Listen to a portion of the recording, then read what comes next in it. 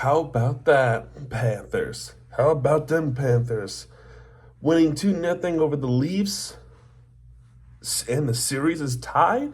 We go back to Toronto, tied the series up 2-2. And to me, it feels like the better home team is going to win it. And I think the next game is probably the more important games of this series alone than any other game in this series. Think of how massive it was to win Game 3, because now you have an opportunity to I shouldn't say recapture because that's wrong. You have an opportunity to capture the series lead in Toronto on Wednesday. And that would be massive because it seems like both teams have not lost a home game. Wow, that was bad. Bobrovsky, damn well great. He was fantastic. Stop the pucks that was going to go to the back of the net. Stop the few breakaways. For example, the one from Nylander.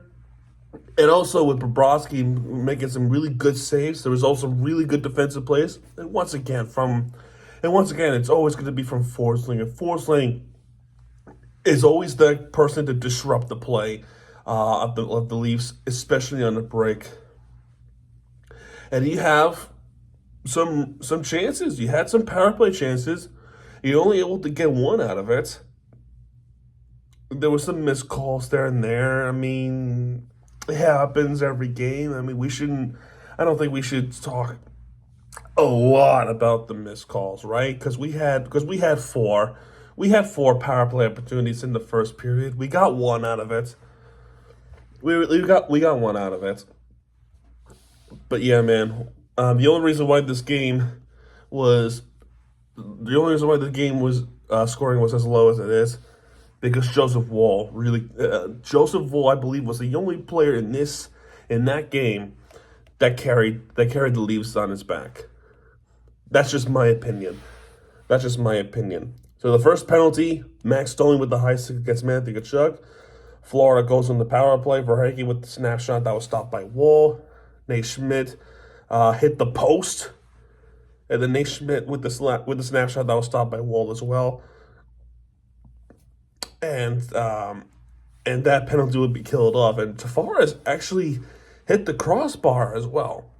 Scott Lund with the wrist shot, so the pucks were not going in.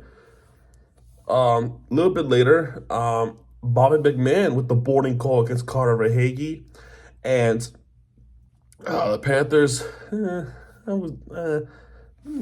could say I don't know about that one, but either way, the Leafs were shorthanded.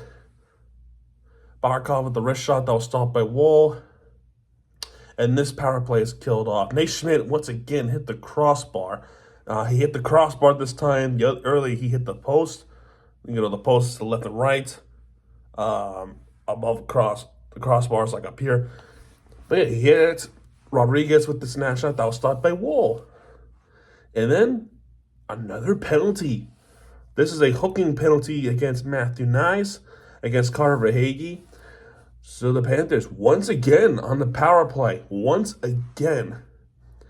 Aaron Ekblad with the wrist shot that was stopped by Woll. And then Oliver Ekman-Larsson. That was a mistake and a costly one. A costly mistake here.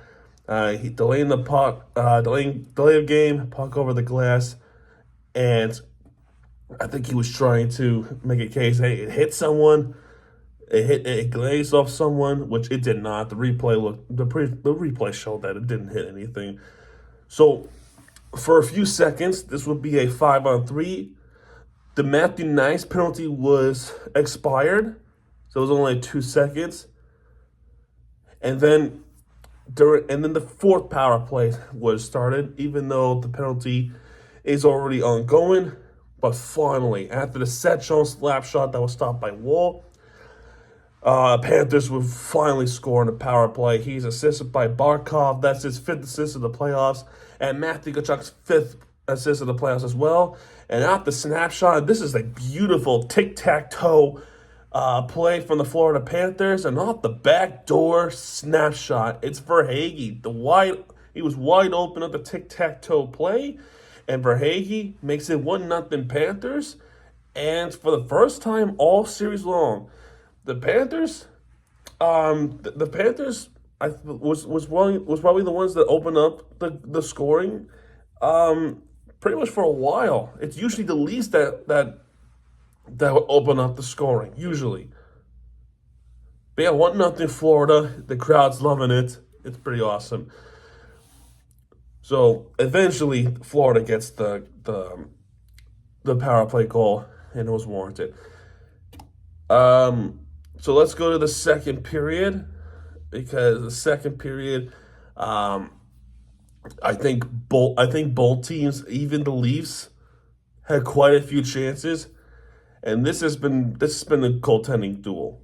This has been a goaltending duel in the second period. None of which were able to put it to the back of the net. I mean, Steven Lorentz snapshot was stopped there. Reinhardt's backhand was stopped by Wall. Loserinen with the holding penalty against Austin Matthews. This is another one I'm like, is it really though? So the Panthers are shorthanded. Toronto's on a power play. And during this power play, Austin Matthews with the wrist shot and off the rebounds to Austin Matthews, which was stopped by Bobrovsky. And those were awesome saves. Matthew Nyes, again, off the rebound of the wrist shot, which was stopped by Bobrovsky. Pretty big saves. And penalties killed off. The penalty would be killed off. And, some anxiety started to build up. It's starting to build up a little bit because Toronto's very capable. But who is capable of producing damage? It's the Austin Matthews line. We don't know. And this is where the defense of the third line comes in, because the first line of the Barkov line struggles. It's struggling a lot. So Barkov, speaking of Barkov, he gets a snapshot off, which was stopped by Woll. Off the rebound to Barkov again. That was a backhand. That was stopped by Woll. Then Sam Bennett, of course with Sam Bennett, there was a tripping penalty against Nylander, even though there was a hold from earlier in that game towards Lundell, but whatever though, right? Sam Bennett with the tripping call against William Nylander. William Nylander is as dangerous as he can possibly be, especially on the penalty. So Toronto goes on another power play. Reinhardt with the wrist shot that was stopped. Well, there was a shorthanded chance, Shorty, and look at Reinhardt, right? He was going up. He's on top of the center ice. Goes in and then just try to shoot one in, try to sneak through. He has roughly 5 shorthanded goals. Probably more than that. I forgot which number it was. But he's capable of shooting shorthanded goals. It just didn't get past Woll that time. Aaron Ekblad with the shorthanded chance on the slash shot that was stopped by Woll. And then Mitch Marner caused a disruption in the flow as Marner trips Tomas Nosek. So that power play is nullified. It becomes a 4-on-4 for about 57 seconds. And during the 57 seconds, Brad Marchand with the wrist shot that was stopped by Woll. Carter Verhaeghe with the wrist shot that hit the crossbar. Barkov with a snapshot that was stopped by Woll. And that penalty is done. That penalty is killed off. So there were some chances in the second period. Lundell with the snapshot that was stopped by Woll. Rodriguez was stopped by Woll. They had some good chances. They really did. William Nylander with the backhand that was stopped by Bobrovsky. Before that, Reinhardt with the tip-in attempt that was stopped by Woll. And Lundell with a tripping penalty against Austin Matthews. And to me, this was clear as day. You just simply got to contain yourself when trying to get to the puck and be aware that the player was right there. You just got to do it. Toronto goes on yet another penalty. Reinhardt with the wrist shot that was stopped by Woll. So there was a shorthanded chance again. And that would be the only shot on goal in that power play, as Florida's penalty kill was spot on, very good.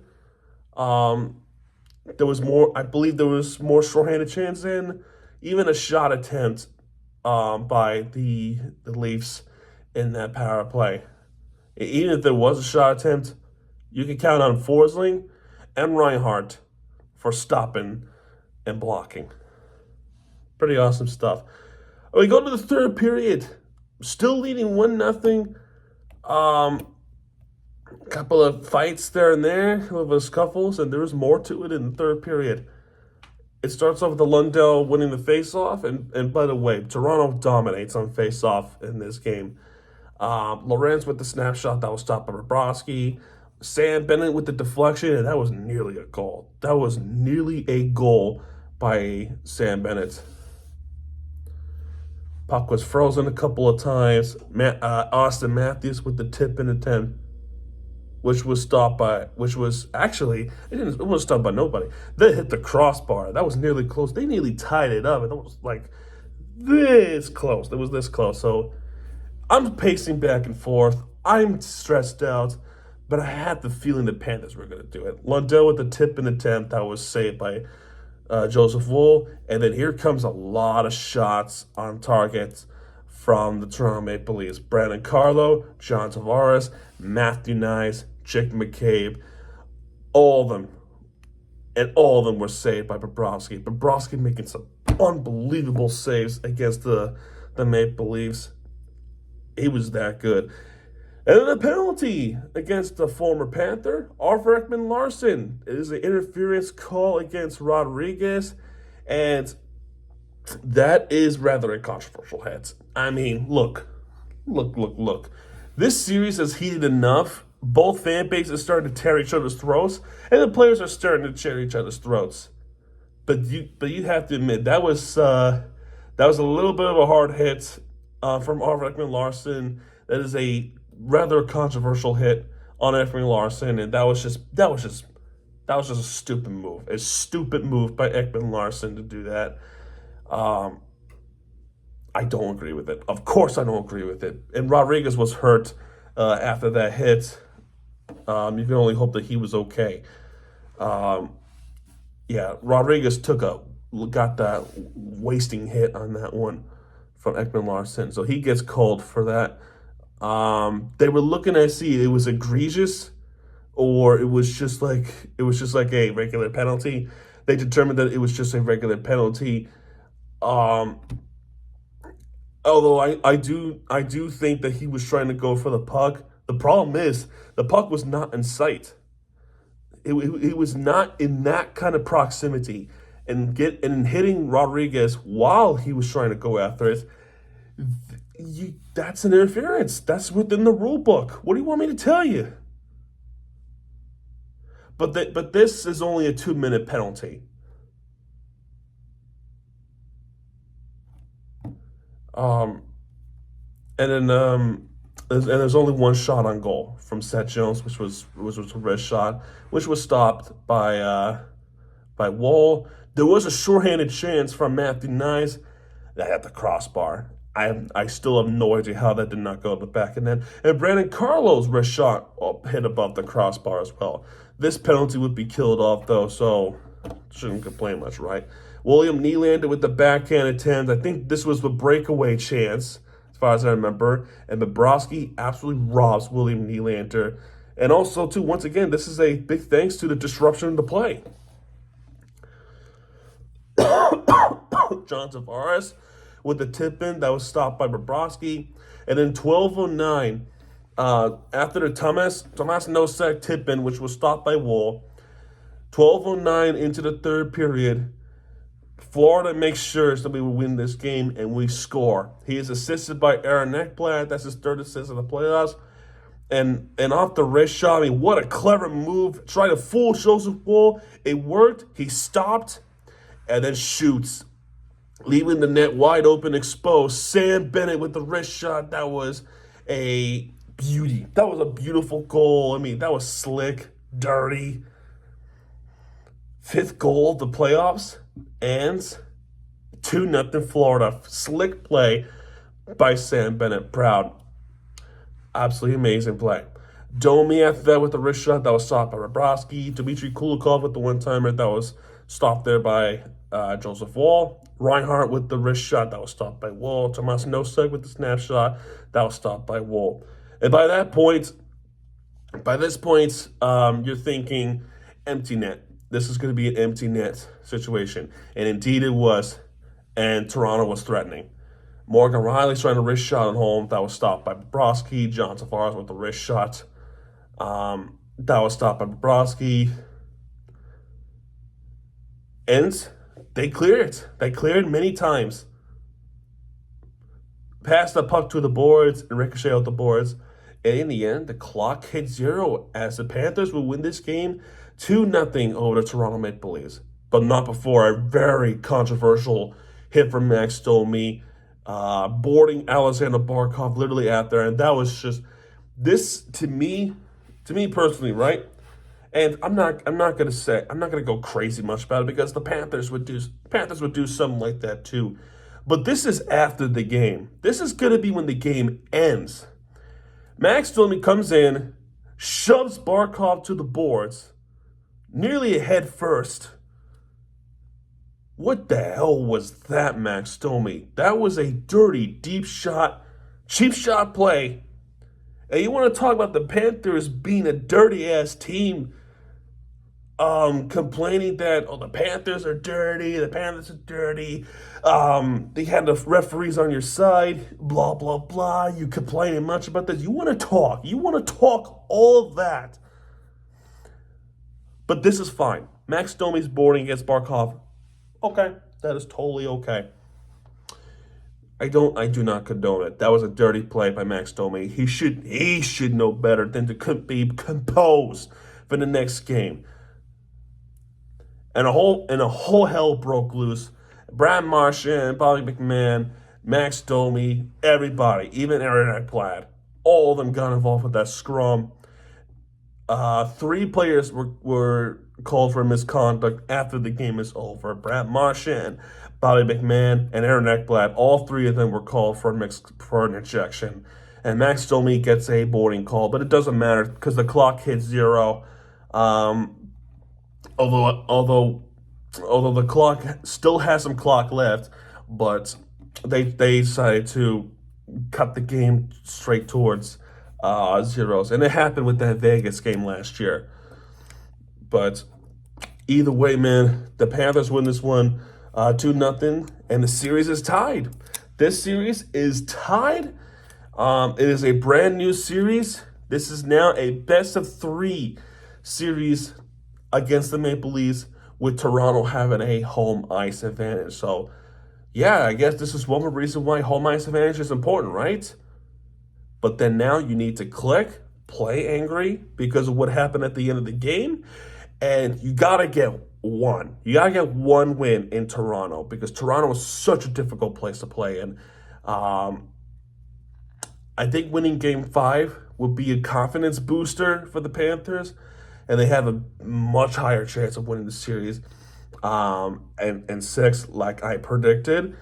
But this is getting interesting. Series is tied, and I love it. I absolutely love it. But boy, these hits and a lot of controversy that's happened between these two teams. This has become wild, and the fan base is tearing each other's throats. Heck, even my comment sections are tearing my throats for no reason. Like, dude, I'm calling, and I'm talking about the game. I'm literally just talking about the game. So what if I screwed up a name? Does that have a warrant for me to be scrutinized? But if somebody pushes a name, they don't say a word. Just me. 37 shots on target for the Panthers, 23 shots on targets for the Leafs, 47 hits for the Leafs, 40 hits for the Panthers, and of course, 33 face-off wins for the Leafs, 19 for the Panthers.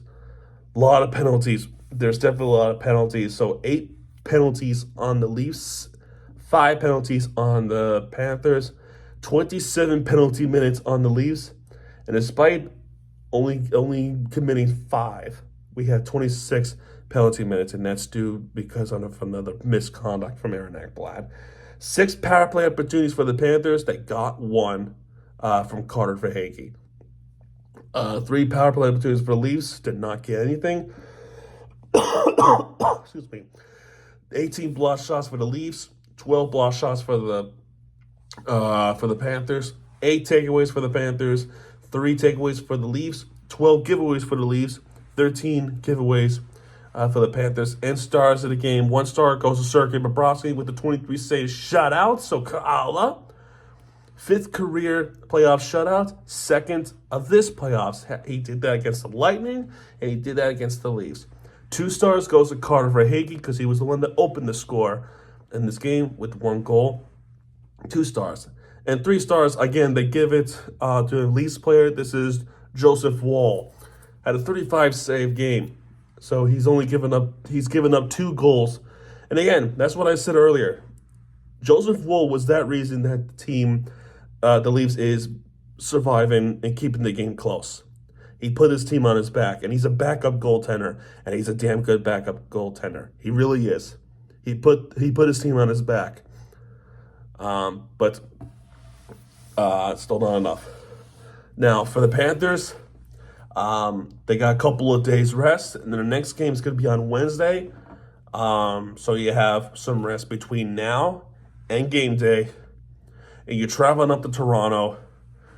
Hopefully Barkov is okay. He's saying, and this is late video too, Barkov saying that he's okay after a hit from Domi. Let's hope Rodriguez is also okay. And let's see if that Marchand line continues to be as impressive as they are up to Toronto, because that third line is the ones that are carrying the team. But yeah, man, Panthers tied the series. Let's go Cats, man. So that's going to do it for this one. Far from over. That's going to do it for this one. If you like this video, hit the like button, subscribe for content, because Miami TVG has your back. And what he does, keep it right there with the entertainment you deserve. And yeah, man, greetings from Minnesota and later from Minnesota. This is Miami TVG. Sign up, folks. Everybody, have a great day, because this video will be coming out pretty early of the day. Good night from me, and good morning for everybody. Later.